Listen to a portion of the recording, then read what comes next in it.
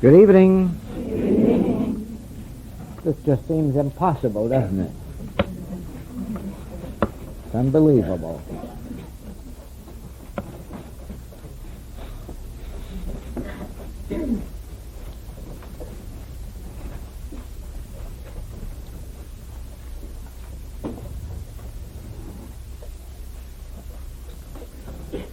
Here we are on the first night of our Chicago class,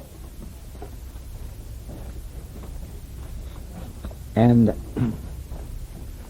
heaven knows, I don't know how many of you must be here from all over the United States and Canada, all the way out to Hawaii, as well as all of you from here in Chicago and around. But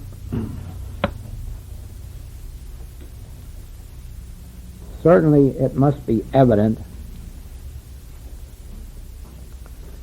that you are drawn here of your own accord by some inner impulsion. It isn't as if we were promising health, wealth, and harmony and 6 easy lessons.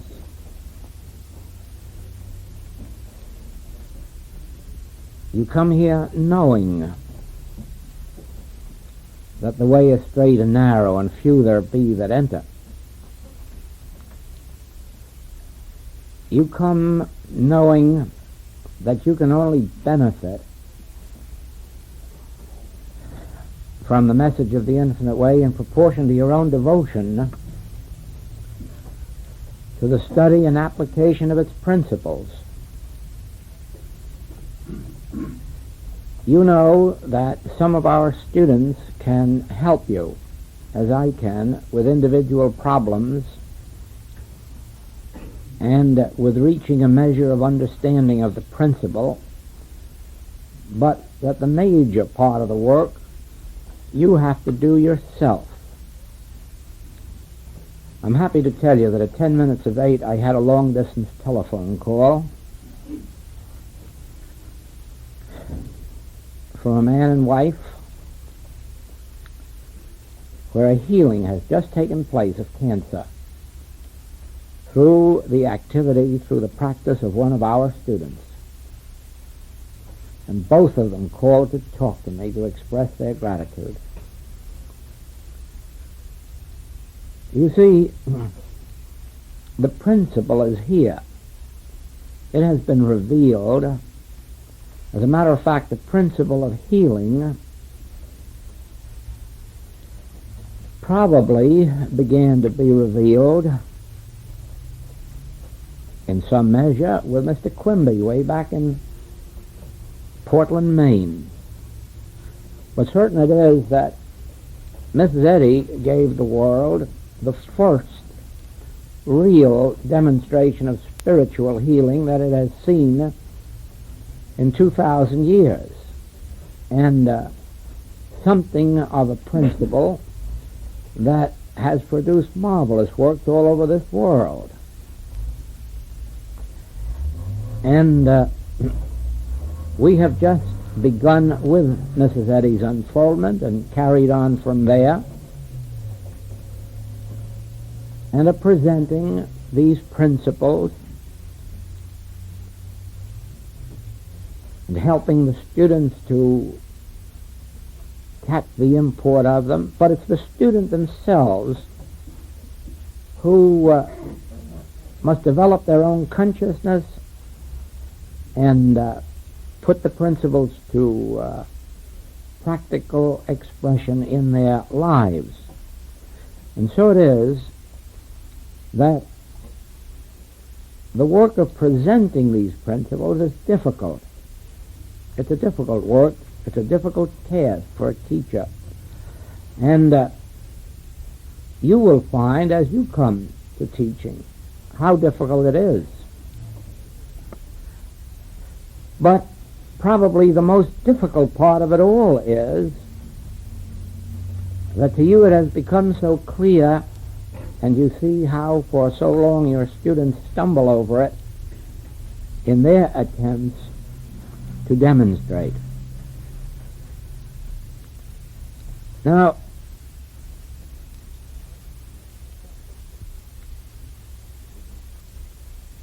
there are many principles of healing,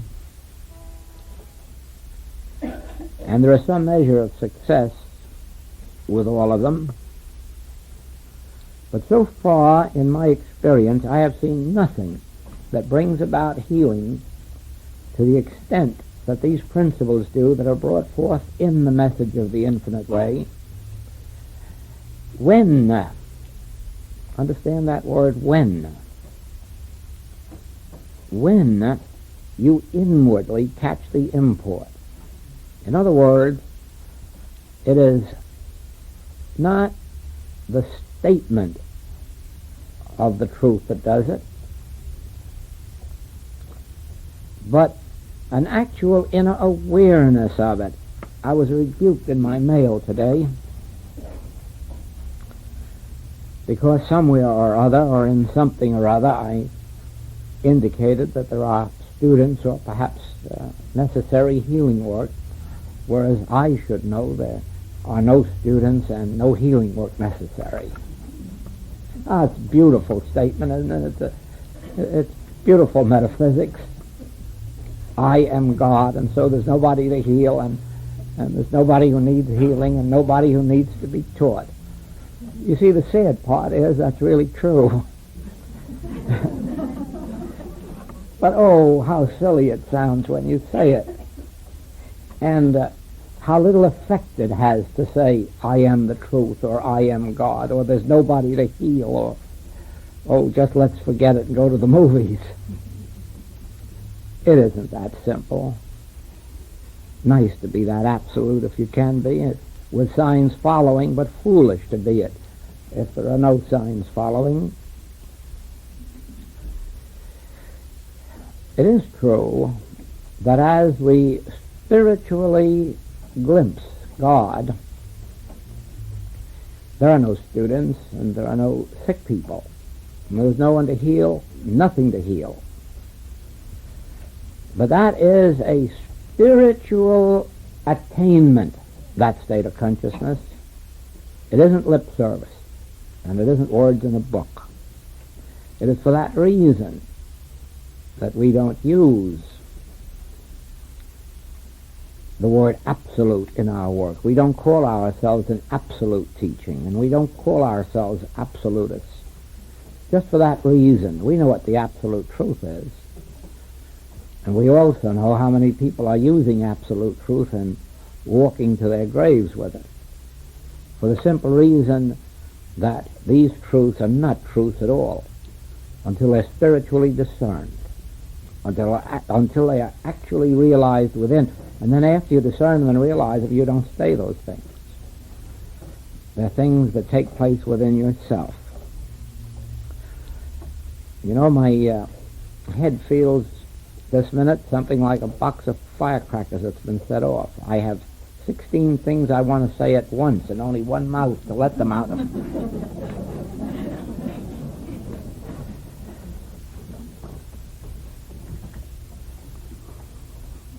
I want to tell you that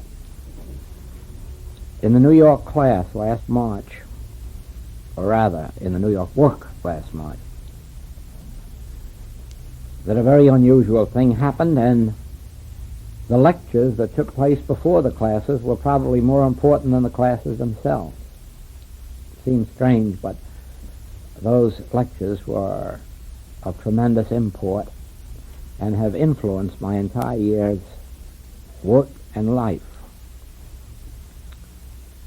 And as I continued on the trip, the import of the work in New York continued to unfold.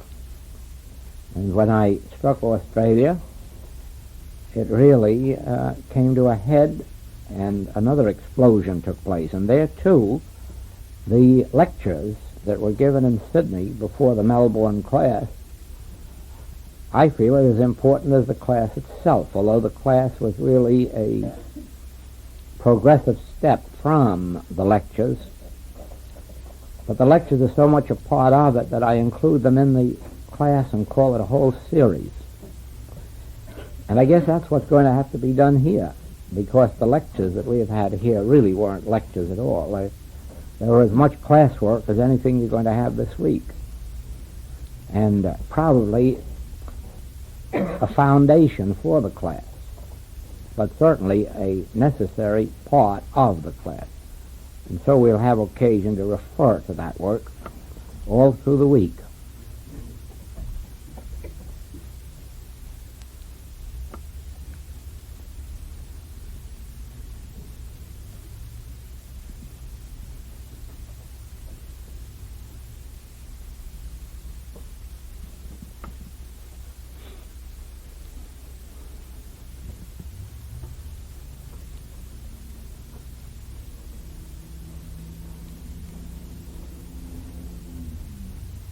The message of the infinite way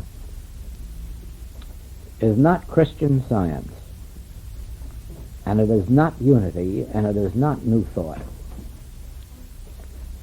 And if you understand it correctly, it is unlike anything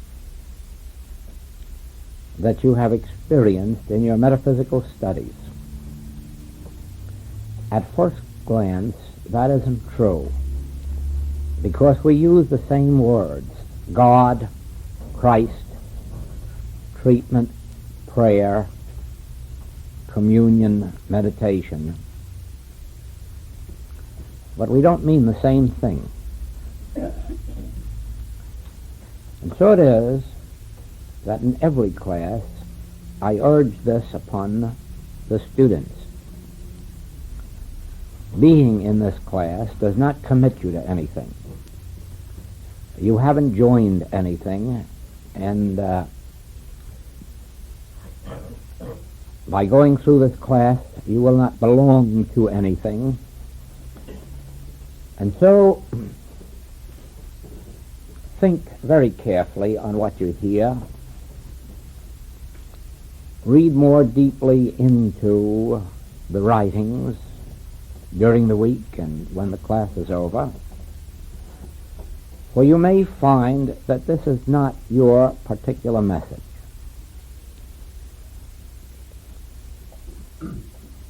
We have no organization, and so we have no memberships, and so you belong to nothing. And if you have not ended your search for God or your search for truth with this message, feel free to continue and go on in whatever direction you may be led. There are no restrictions in our work, no limitations.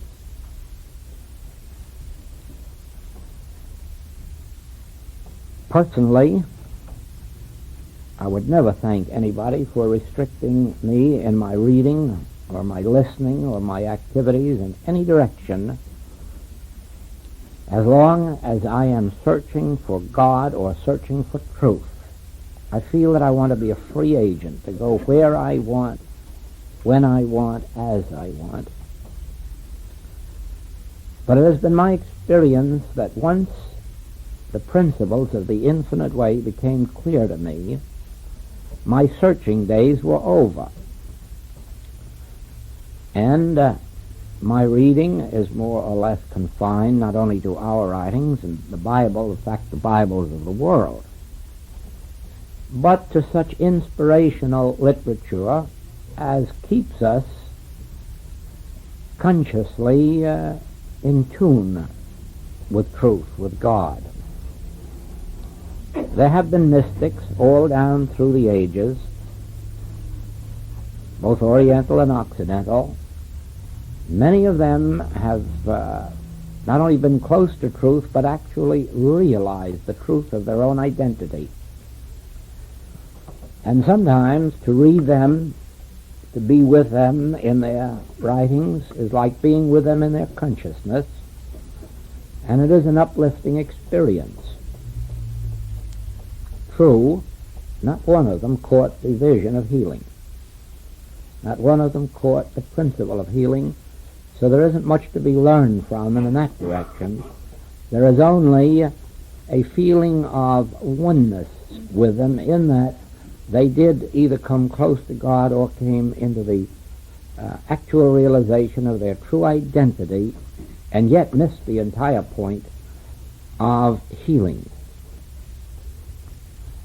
Now, it is so, however,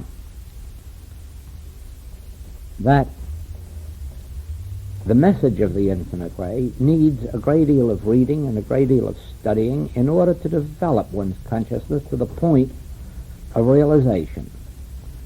And I would like to say to our students who have come to that place where they feel they have found their message, where they have found their way, to stick with it, to drop their reading and hearing of other metaphysical messages, and absorb as completely as they can the message that has rung a bell within themselves, that has caused them to come to the realization that this is the way for them. And so I would also like to caution those who are engaged in the work of the tape recordings or the practitioner work or helping to teach the younger students on their way, don't introduce into this work some other work. Keep the message as clear as you can, because there are principles in this work that take years and years and years before we gain the consciousness of them, and we won't do it by dividing our allegiance. Now, this has no relationship to those who have not found this to be their message, that have not found this to be their way. For such, for heaven's sakes, keep reading, keep studying, until you do find your way. But when you find it, stick then to that way, whichever way it may be. Be as true to the teaching as you would have it be to you. Be as true to the teacher as you would have the teacher be true to you. And don't expect that the teacher or the teaching can benefit you very much while you're trying to ride two horses in the same race, while you're trying to divide yourself between the principles in one teaching and the principles in another teaching. And surely, if others entrust themselves to you, don't betray their confidence by leading them off the beam that they themselves have chosen to follow. I speak in this way because it has been my own experience that when I was in the Christian Science movement, I found many who objected to their rule that one should abide by their literature.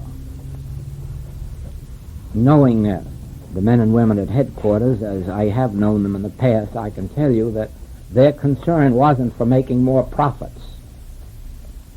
Their concern was that the students stick to one principle, one way of metaphysics, and not confuse themselves by reading a dozen different approaches which they weren't capable of separating and digesting, and which could only bring confusion. Now, I say the same thing to our students. We have no rule that you mustn't read others. Read all you like. But I do say that if you hope to learn one principle of life, one metaphysical principle of healing, you will not succeed by mixing two or three or four, because they are not similar, they are not alike, even though they all have their basis in the allness of God. So that we who are entrusted with teaching, with imparting, with sharing, must keep the lines pure. That does not prevent any student who wants to go out and read other things from doing it. It prevents us from providing them with it. All right, and now on to another thing. The world is not in need of a new religion, and the world is not in need of a new philosophy. The world is in need of healing and regeneration. And it doesn't require a new religion or a new philosophy. It requires individuals who are devoting themselves to God to become so filled with the Spirit of God that healings can take place. And so we will not add anything to the world if we do not give the world the evidence of more healing, greater healing, quicker healing. Not necessarily because healing the body is our concern. It isn't. We're not physicians. We're not interested in that everybody have a healthy body. As a matter of fact, if they did have, they might get into more trouble than they're in now. A man in Australia in the government said to me that he was very much disturbed because down there they are agitating for a 36-hour work week, and he reads that we over here are agitating for a 30-hour work week. And he said, not that I object to people having so much leisure, but heavens, do you see what they're doing with that leisure and where it's going to get them? They're going to be in worse trouble after they have a 30-hour week than they are now with their 36-hour week, and that's bad enough. So it is that our aim isn't to give the world healthy bodies. Our aim is the regeneration of the spirit, of the soul, the regeneration of the individual out of their material morass into a higher and more spiritual way of life, thereby manifesting greater harmony in body, in business, in purse, in family, and in community lives.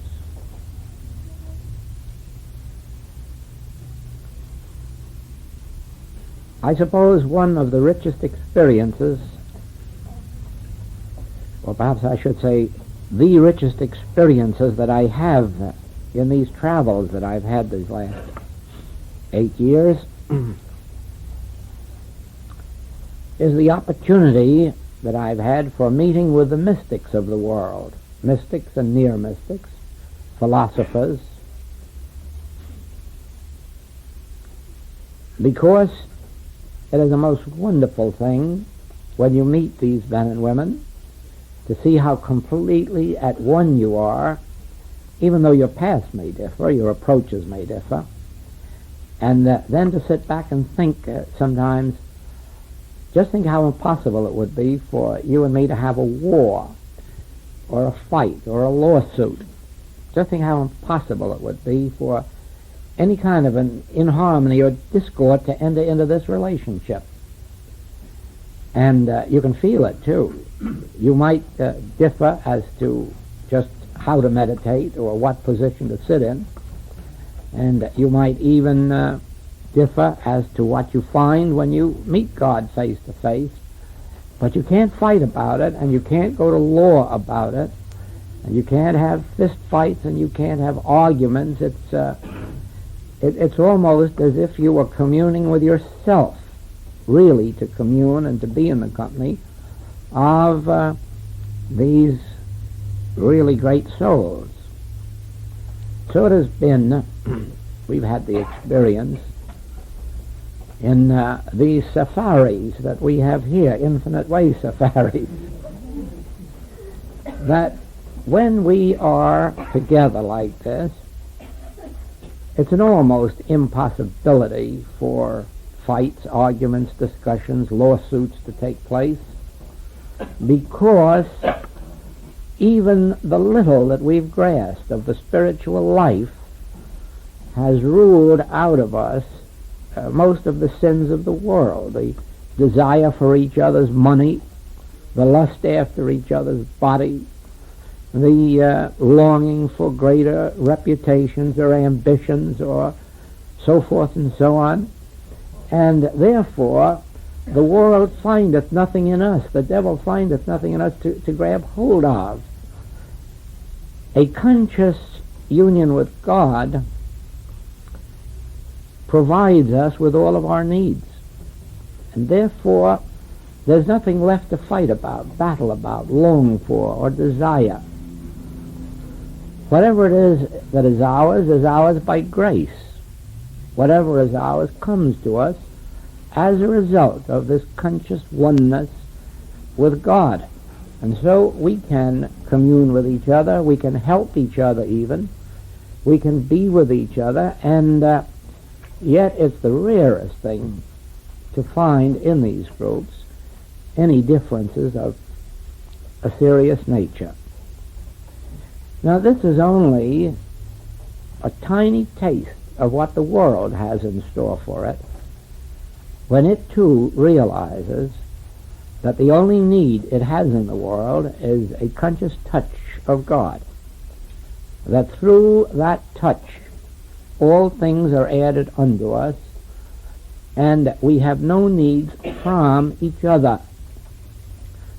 We do share with each other and we love it, but not because it's a duty and not because it's an obligation, but because it's a free flow of that spirit that is within us. The moment a person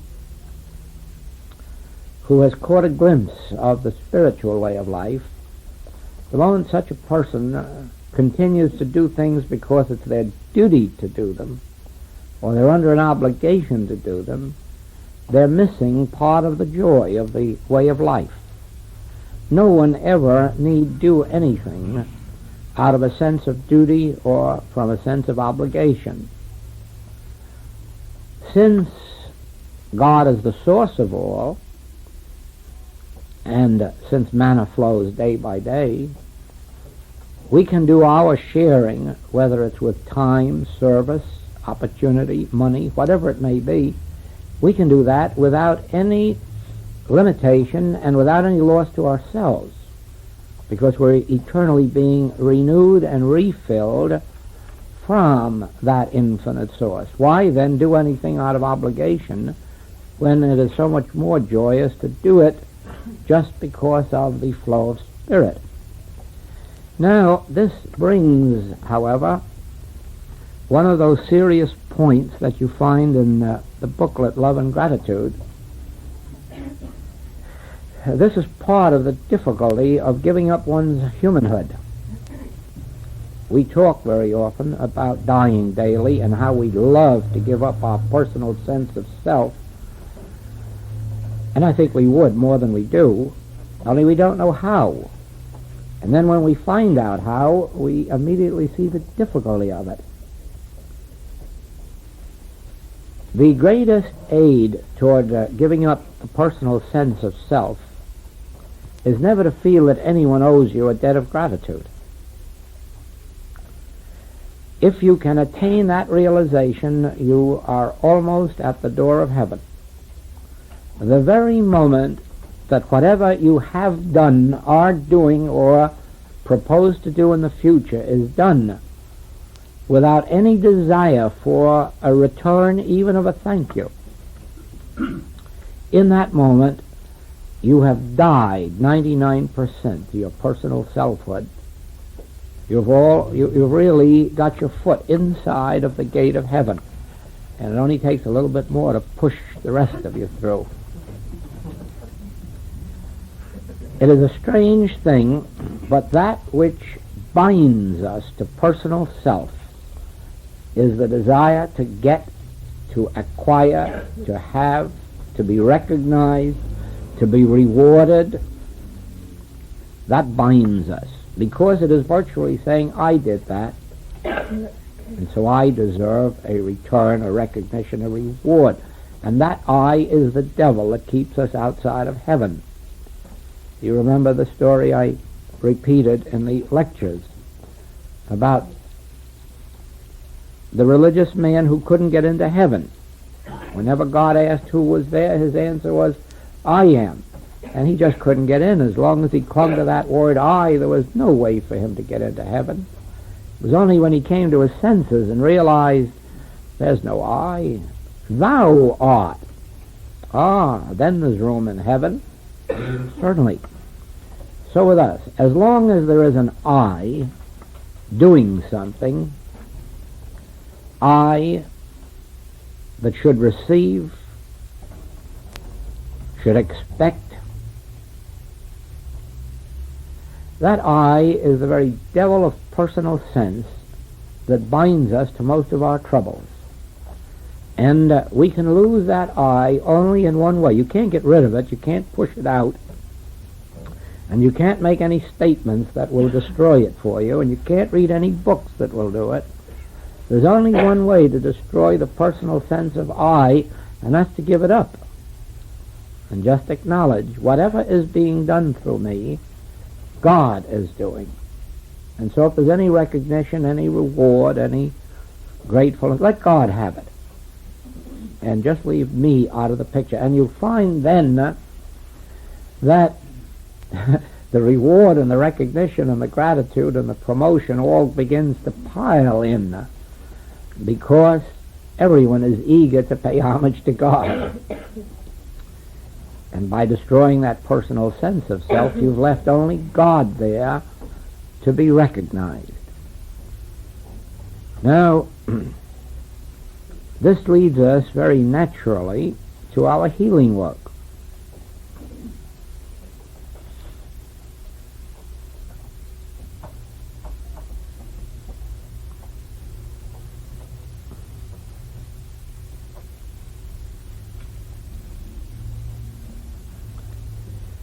I can't heal and you can't heal.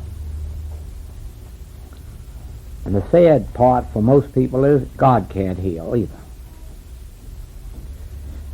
You know, that's a tragedy when you first come up against that truth and have to realize it, that you might as well give up all hope, for God can't do it. If God could, he would have done it yesterday. If God could do it, he would have done it the moment you became sick. If God could do it, I assure you God isn't waiting around for you just to find the right combination of words to pray with or the right practitioner to go to. If God could heal, he's done an awful injustice to the world by holding it back until 1800 and something. God can't heal any more than you can or I can. And God can't give you supply. And God can't give you companionship. And God can't give you a home. And God can't give you employment. And all of these billions of people on earth who are looking to God for those things, including peace on earth and goodwill to men, you notice they're not finding them. They're not getting an answer to them. One of the first things you realize about India is that everybody in India is religious. Everybody in India worships God day and night, day and night, and day and night. And you never saw such poverty or disease or sin anywhere else on the face of the globe as there is in India. Of all the nations, it seems to have the most of all the worst things there are, and it has the most religious people and the most religion. And of course the mistake is they too are looking to God and expecting things from God, and God hasn't those things to bestow. God just hasn't health to give. God hasn't harmony to give, or wealth to give, or employment. And we, sooner or later, must come to that realization. Since it is true that God is the same yesterday, today, and forever, then God can't do anything today that God wasn't doing yesterday, or that God won't be doing tomorrow.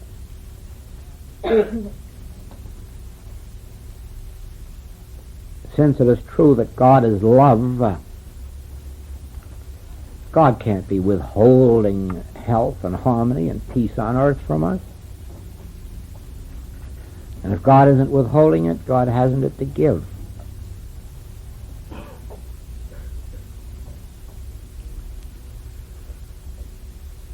God is all power. But if that power embraced the power or ability to reform sinners or heal disease, that power would be being used in that way.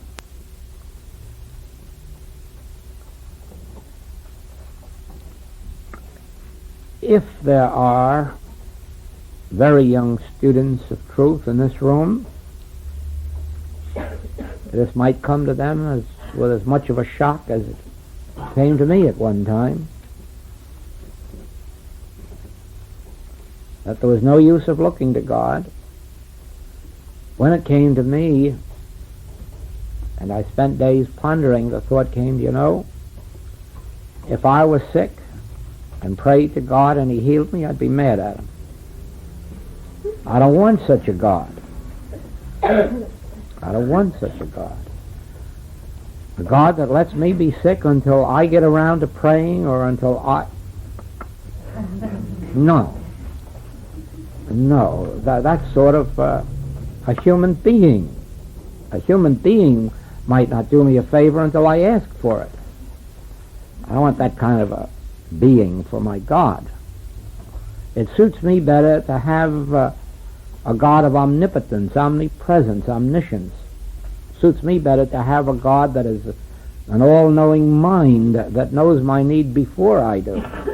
Suits me better to have a God that is divine love, whose good pleasure it is to give me the kingdom. And then that doesn't leave me or you sitting around waiting, trying to find out how we are going to influence God in our behalf.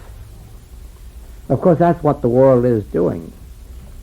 Spending its time trying to find ways to influence God to do something for them.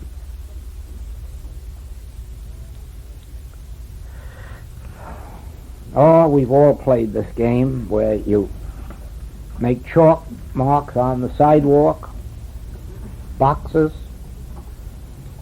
Somebody chases us until we're inside that box, and then we can't get out again until we pay a forfeit or something. Who says we can't get out? There's nothing there but a chalk mark to keep us in. Oh, but there's a rule of the game. The rule says you must stay in, and so poor obedient fools we stay in.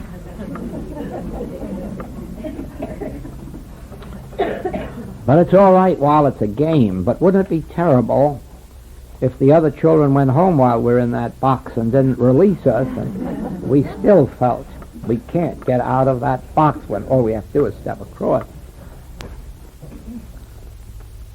And the Master Christ Jesus saw lots of people playing that game. They were sitting crippled at gates and in the streets. He just looked over and said, "What did hinder you? Get up and walk."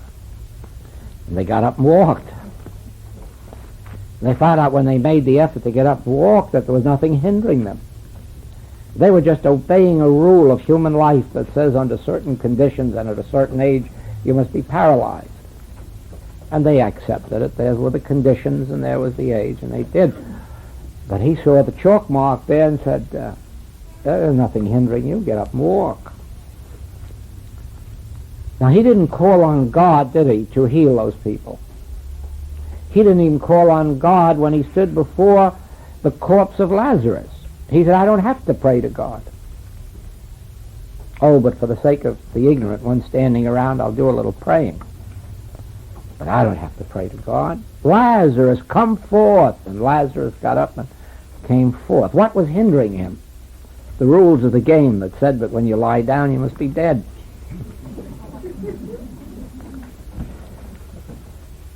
God isn't going to raise Lazarus from the dead, and God isn't going to raise the impotent man at the gate or at the lake or at the pond.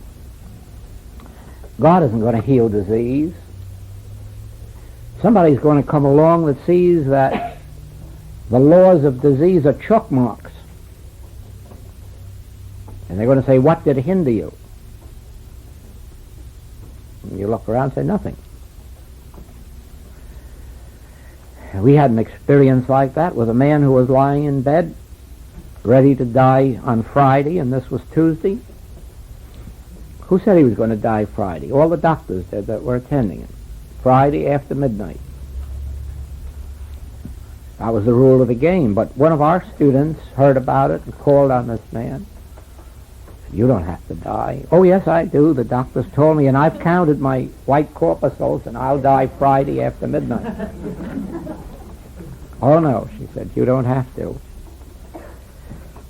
And a lot of Fridays since then, he's now working in the message of the infinite way, very seriously and beautifully working in it. He didn't have to die because the student was able to say to him, you don't have to die. You get up tomorrow. And he got up tomorrow.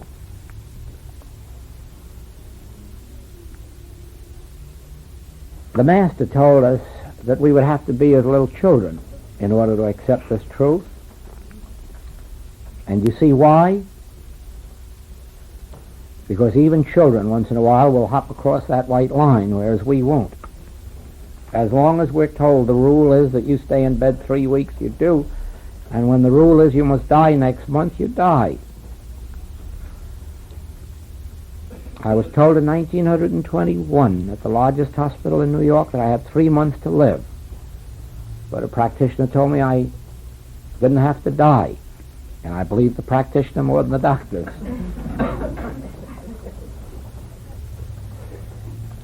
You are saying, is it that simple? You'll be surprised to find it is that simple. You'll be surprised to find that the reason for delayed healings is the practitioner's inability to be childlike enough to see a white chalk line where somebody else has seen a death date for a certain period of time for the disease, or has gotten frightened if they see 3 chalk marks instead of 1, that represents an incurable disease. They're locked tighter in prison than if there was only a disease, an incurable disease. That's worse. As a matter of actual fact, we have in our work far greater success with incurable disease than with curable disease, and with people who are given up to die than with those who aren't. And the reason is this, that once the doctor says, I've done all I can do, even the patient gives up hope for materia medica. And the minute they do, they're ready to jump out of their bed. You'd be surprised what a miracle it works when a doctor says, well, I don't have anything more to do, pretty hopeless, or we have nothing more. That patient begins to look around now. They're all through out there with the old remedies. Now they're looking around for something new, and they're receptive and they're responsive. And when you tell them they don't have to die, they're just as eager as you are to prove it. None of this work, you understand, keeps us on earth in sight of each other forever. Each one inevitably passes from human sight. And it is for that as you have more enlightenment, you do not take the passing as such a tragic experience, because you come to the realization that it isn't part of a divine plan that any of us should remain here for all time. Certainly it's not necessary to be a week-old invalid for years and years and then finally pass on, nor is it necessary to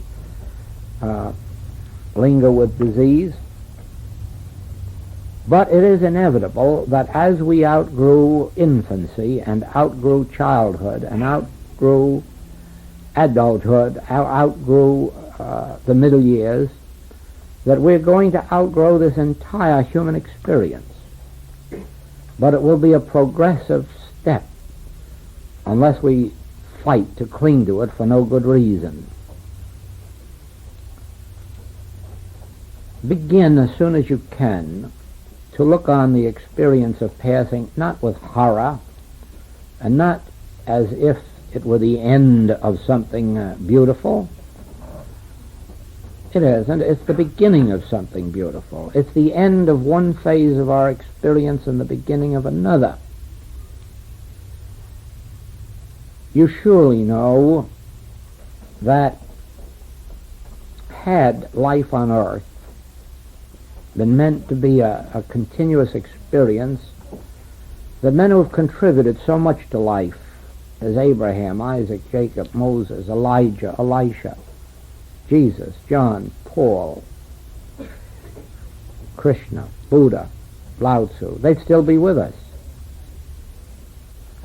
But with all their understanding and with all their contribution to human welfare, they in their turn had to pass from human experience into a broader experience, and so will we. So don't look on healing work as if it were just meant to keep everybody here on earth permanently, because that's not its object. The object is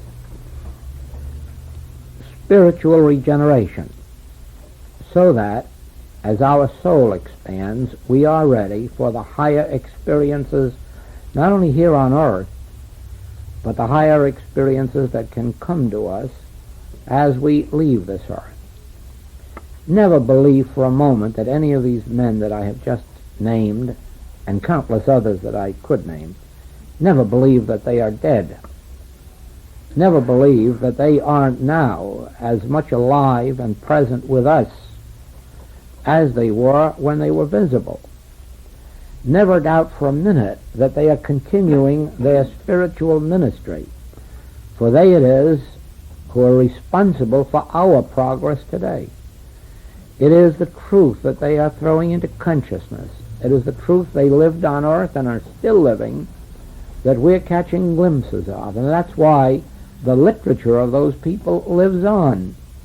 Just think of the works of these people that are in print, that can hardly pay the publishers for the trouble of printing, and yet they're printed year in and year out, reprinted year in and year out, and they never die from the earth, even though in most cases it isn't profitable to keep them in print.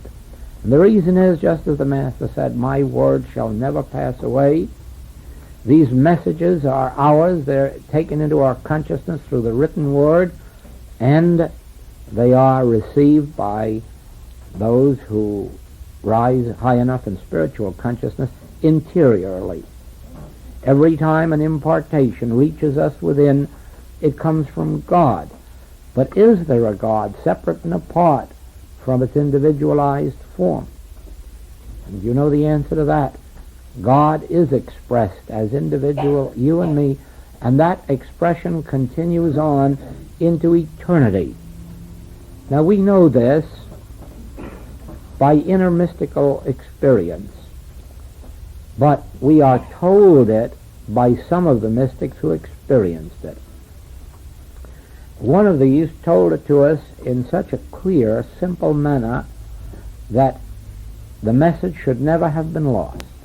There again, the simplicity of it, like our child's game of healing, the simplicity of it is what has fooled us. I will never leave you nor forsake you. Before Abraham was, I am with you. I will be with you unto the end of the world. Every scriptural promise in the Old Testament or New that relates to the word I is your assurance of immortality, because, as you know at this minute, I is with you. There isn't anyone here who can't say I. And turn within and find that it's literally true, that I is right there with you. As a matter of fact, I would like to know how you'd go about separating yourself from the I of your being. Birth hasn't separated you from it. Death won't separate you from it.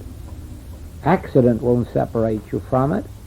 As long as there has been time, and as long as there will be time, you can say I.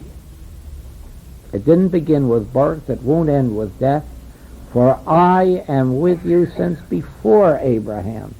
He didn't say Jesus was with you. He said, I is with you. And I will be with you unto the end of time. If he had said Jesus will be with you to the end of time, we wouldn't have a Christian religion today, because Jesus isn't with us. So it means then that he didn't know what he was talking about. But he didn't say Jesus will be with you. He said, I will be with you. And all you have to do is say I and look around within yourself, and you'll find it there. And you'll find also that when you're sick, I is there looking right out. And as has been experienced, when you come to the deathbed, I will be right there with you. And just as sure as fate, as you cross that borderline, I will carry you right across too. Because I, your individual identity, will never be obliterated. As you realize that, those things like sickness and age, accident, that might take you out of this experience before it is a spiritual evolution, will be avoided. You will then not die of sicknesses that should not have taken you out, or accidents, or other things, but you will continue on this plane of existence until you have fulfilled your destiny of this plane, and then go on to whatever is to come. It is for this reason that you must remember, when the mystic said, God is closer to you than breathing and nearer than hands and feet, there is nothing closer to you than the word I. There is nothing closer to you than I. As you say I, you can almost feel it there, closer than breathing, and certainly nearer than hands and feet. And that I is your salvation, your Savior.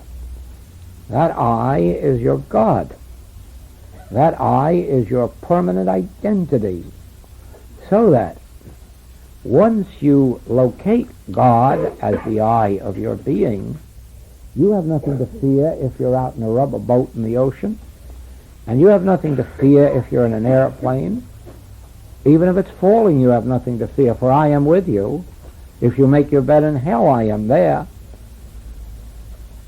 If you walk through the valley of the shadow of death, I am there.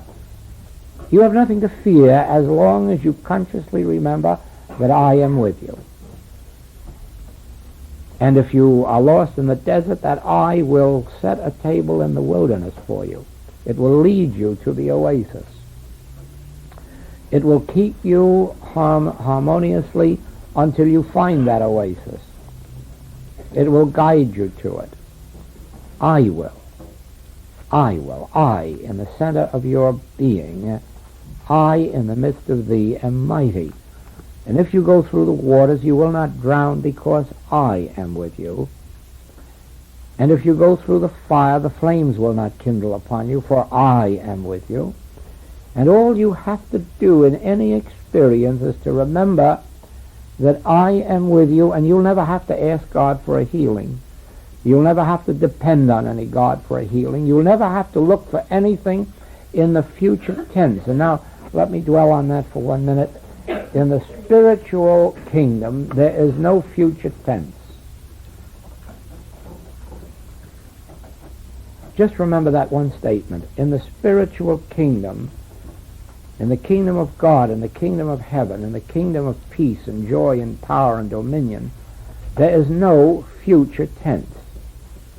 There is no such thing as time. There is only an eternal now, and in that eternal now, I am.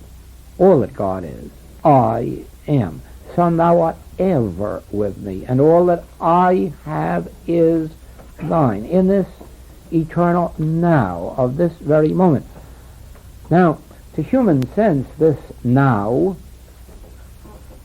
may be the deathbed, or being lost in the desert, or being adrift on the ocean, or in a burning building. That's what the appearance may testify to. But the answer to it is I. I am. There's no future tense. You can't be saved in the future, just as you can't be saved in the past. That, I'm sure, is clear to you, that you can't be saved yesterday. Well, now become just as certain that you can't be saved tomorrow. Now, I am. Now, God in the midst of me, I in the midst of thee, is mighty. Son, thou art ever with thee, now. And all that I have now is thine. It makes no difference what the clock says or what the calendar says about now. It's still now. It always will be now. And it's in this now that I, in the midst of thee, am your salvation. Now, there's where you come to healing work. Healing work is always based on a future. You're sick now, but you want to be well 5 minutes from now. Even an instantaneous healing has to take place 10 seconds from now. But you see the utter impossibility of that? And that's what prevents lots of instantaneous healings. The belief that they're going to be instantaneous healings. The answer is, what did hinder you? What hindrance is there now to your life, to your mind, to your body? And you can tell me the symptoms and the diagnosis. I know all about that. It has nothing to do with the truth of being. The bondage is because of those diagnoses and those symptoms. Those are the white marks that imprison us. That's what's holding us in bondage, is a symptom, or an appearance, or a suggestion, or what somebody told us. The answer to every problem is the word I, and the word now. I now am. I now am about my Father's business. What is my Father's business? Glorifying God. We're only well that God's glory can be manifest. The heavens declare the glory of God. The earth showeth forth His handiwork. That's the only reason we exist, that God's grace may be made visible. And so it's in this very minute that God is expressing Himself as our individual being. And only these white chalk marks that we call time, diagnosis, symptoms, appearances, those are the white marks around us that imprison us and make us believe that we are prisoners of disease or sin. Whereas all this time, all we have to do is skip across that line and say, really, what did hinder me? A line, a belief, a theory?